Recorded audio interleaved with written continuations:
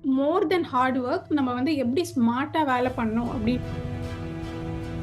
எப்படி நம்ம வந்து எதையுமே ஓவரா பண்ணாதீங்க அப்படின்றது தான் இங்க ரொம்ப ரொம்ப அந்த கிறிஸ்டல்ஸ் எல்லாமே கருகி நம்மளுக்கு திருப்பி நம்மளால வலி இல்லாம ஒர்க் அவுட் பண்ண முடியுது. ஸோ இது நான் எதுக்கு சொல்றேன் அப்படின்னா, நம்ம எப்போ ஒரு விஷயத்த ஓவரா பண்றோமோ அப்போ அது நம்மளையே திருப்பி அஃபெக்ட் பண்ணுது. ஸோ எந்த ஒரு விஷயம் பண்ணாலுமே எப்போ வந்து அந்த பிரச்சனைய வந்து உங்கள மென்டலா அஃபெக்ட் பண்ணி உங்கள ட்ரெயின் பண்ணாம பார்த்துக்கோங்க. அந்த பிரச்சனை வந்து மைண்ட்ல இருக்கு.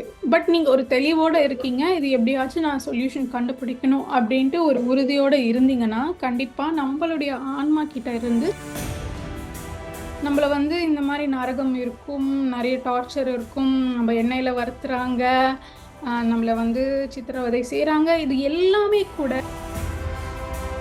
ஆன்மீகமா நான் வந்து ரொம்ப வளர்ச்சியும் அடையலே, எனக்குள்ள என்ன பிரச்சனை அப்படின்னு ஒருத்தர் கேட்கும்போது